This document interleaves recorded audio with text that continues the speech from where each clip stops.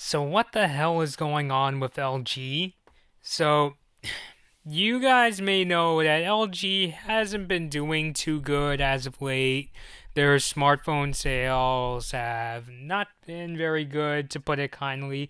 As a matter of fact, according to Android Authority, LG posted an operating loss in the third quarter of 2013 to the tune of just over $300 million.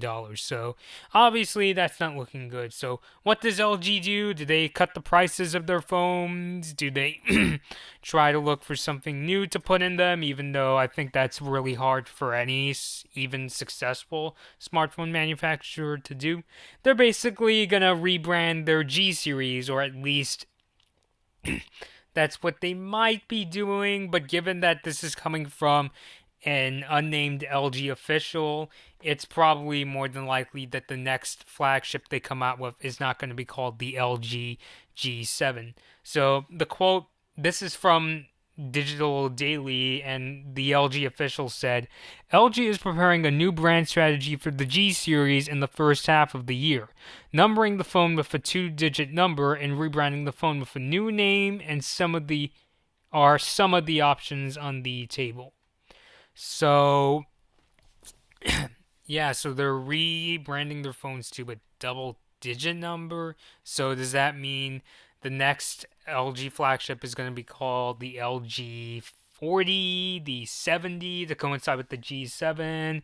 Or are they going to bring back the Optimus name and call it the LG Optimus 70, which I don't think is going to sell units? I don't know. In my opinion, I kind of get what they're doing, because it's kind of like how, Samsung, they name their phones with the prefix S and then the number, like S4, S5, S6, S7, S8.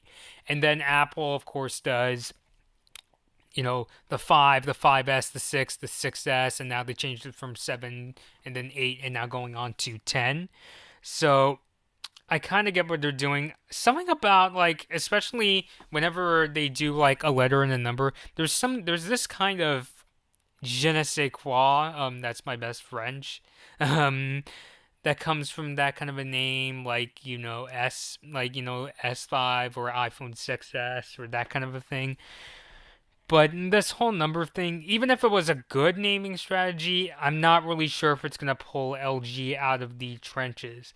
Now, before I go forward and you guys are going to say, oh, you're just an LG hater, keep in mind, like, before I got my iPhone SE, for the longest time, the brand I went to for smartphones, even though I was not a fanboy of them either, was LG. My first cell phone was an LG flip phone, and then I moved up to two LG touchscreen phones before landing on the LG Ultimate 2. That was my first Android and smartphone, and then I moved from that to the Nexus 5X. So I've had a pretty lengthy experience with LG, as I would say so myself.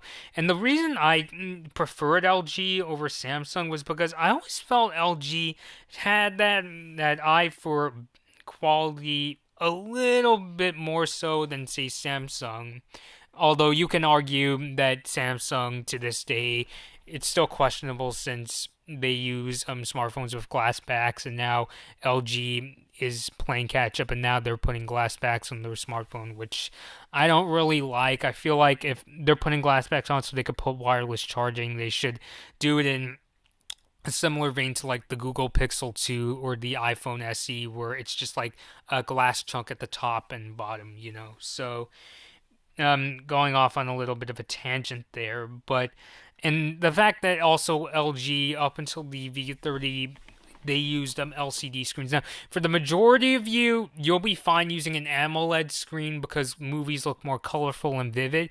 But as for me, a photographer and videographer, I need something that's super color accurate. So having an LCD screen on like the Nexus 5X or even like my current iPhone SE was always a godsend for me. I remember somebody asked me on Twitter, well, why do you prefer that? It's because color accuracy. Even, yeah. And it's not just an LG thing, even on like the iPhone 10. If you tilt the iPhone 10 a little off center, it kind of gives off a bluish tint. So that's always why I preferred LCD screens and why I preferred LG over Samsung. But I kind of feel there's quite a few reasons why LG is not doing as good as they could. I mean, I know they tried to, after making four smartphones, the Optimus G, the G2, G3, and G4, which admittedly they were good looking phones. I would say the both the G3 and G4 surpass the Samsung phones because their backs they look better, and on the G4 you could have gotten backs made of better material. They had a back for the G4 that was a mix of plastic and metal, and that definitely, I remember getting my hands on that model of the G4, and that definitely felt a lot better than the plastic backs of older Samsung phones. And then there was also a ceramic one and a leather one. And then when they moved on to the G5, this is where I personally feel LG, at least in terms of their success, fell off the face of the earth. Was that, they went over to making, there was a lot of problems with the G5, even though it had the Snapdragon. I can't remember. I think it was the Snapdragon 820, just like the Samsung Galaxy S. I think it was. I'm getting them all confused. The S7 of that year. Yeah, I think it was the S7. And the biggest problems were, one, with the G5, LG introduced these modules that slid onto the bottom of their phone, so you could have like a camera grip module that gave you a shutter release and a zoom control. There was also one that gave you a much better audio DAC, and there was also, you could also plug in a VR headset and you could connect a 360 camera. The problem is that those modules were very hard to take off. From what I've read or seen, I should say, I've watched videos of people using the modules. They were always, even if you flip the switch on the modules, it was always kind of a struggle to get them out. And also, actually, was that the case? Or I think that was more the battery's case, because the battery, it almost felt like you were breaking the battery off of the module to get it off. And also, in retrospect, not counting the VR headset and the 360 camera, which I don't really consider modules, I consider them more just typical accessories. The two that slid into the bottom of the phone, only one of them made it to America, which was the camera grip. And I would have loved to have tried out that audio DAC, even though I never owned an LG G5. I heard you could actually connect that DAC to other phones using a USB cable, but that was never released in the States. So that killed off the G5. And then when the V20 came out, even though it had the removable battery, a metal back, and what else did it have? And even though, I would say, even though people say there was a lack of advertising, I think LG, at least they had those ads with Joseph Gordon-Levitt, didn't really take off. It was super pricey from what I remember, and just didn't work. And then when the LG G6 came out, I feel like with the G6, the biggest problem with that phone, even though it looks great, is that I feel like LG was just playing catch up to Samsung. They went over to using a glass back, and the biggest thing about the G6 was that it actually had a slower processor than what was in Samsung's Galaxy S8.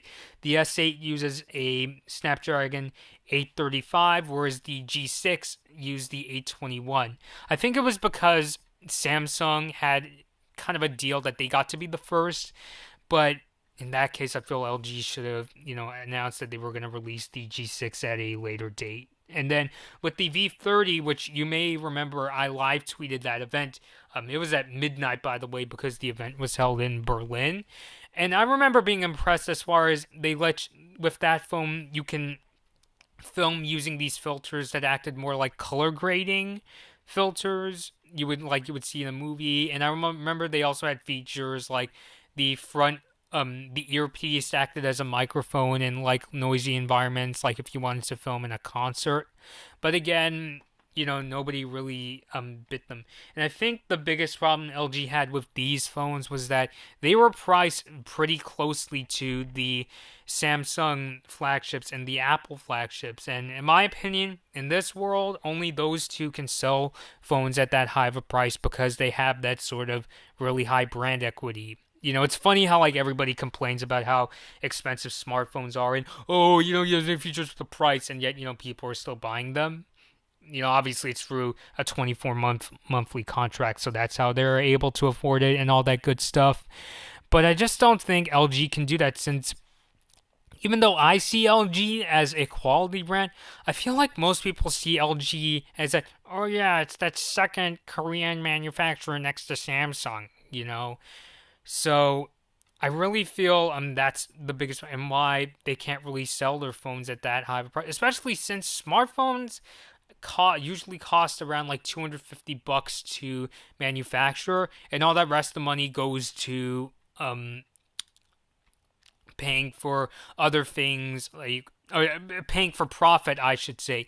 Now, yes, I know you have to make some extra money because that profit's going to go to further, whether it be further R&D, paying the executives, even paying down to the employees, even some of that money has to go to the janitor that works at LG. But I just don't think LG can sell their phones for $600, in a market where the talk of the town is Samsung and Apple, even if they come out with really good phones. And just the fact that they don't really have that sort of wow factor. Samsung has the really bright screens, and, they're known as one of the best Android systems. Google has the Google Pixel, and you're getting Android updates on time and good quality products. And then Apple, of course, has, you can hate Apple all you want. I haven't considered Apple an innovative company since Steve Jobs passed away, but they're still known for having that, for making really good quality products, and they use an alternative operating system that people like, iOS. So I just don't think LG has that kind of brand equity to sell $600 phones. So did I have any? I mean, I almost kind of wished, especially since when you think about it, what is LG? What are LG's most memorable phones that don't have their names on it?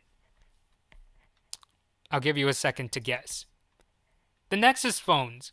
Like when they made the Nexus 4, which didn't have HSPA plus, but then they made the Nexus 5, which was a really loved phone, and then they made the Nexus 5X, which I actually used for my daily driver for a long time. It's kind of slow, and I had to replace mine, but I remember it was still a pretty good phone. I mean, I used it for a lot of my journalism assignments at my college for live tweeting and social media. So I almost wish LG pulled like a ZTA or a Huawei where their phones costed like the $400 range, or if they wanted to make some money, maybe they could price at the $500 range. Yes, I know you can get the LG G6 for that price now, but a company sells the most units when the phone first comes out because, early adopters, and they build up all the hype and so forth. So I think if LG focused on that, and also another thing I think would be really neat, I mean, would be like if they went back to making phones that have removable backs. I mean, the V20 had a metal back, but you could still pop the back off and take the battery out.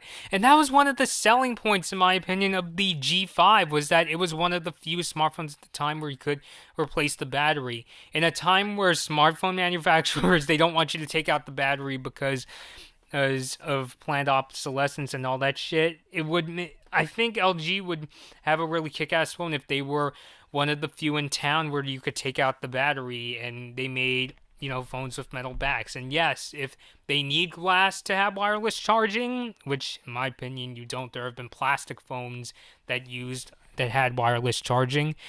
They could just, you'd pull like something like what Google does with the Google Pixel 2, where they could have a glass piece at the top. So it's just a shame because I really think LG where Samsung could be known for having the best looking screens, and I feel like LG could become the quality brand, the quality Android brand, and also selling their phones at a good price. I mean, ZTE was able to do it, and the reason I said a rebrand may not work, even if they went with these plans, I think they could use a rebranding in order to tell people, hey, we're LG, we're back, we're in the smartphone game, and we're going to make great products. Rebrands aren't guaranteed to succeed. I mean, do you guys remember the BlackBerry's attempts? I mean, how did the Z10 go? Oh yeah, they stopped making phones that ran the BlackBerry OS. And what about the BlackBerry Prep? Oh yeah, they got out of the mainstream smartphone game after making that phone. So, should LG do a rebrand? They could, but they also need to sell both a quality product and a phone at a more reasonable price.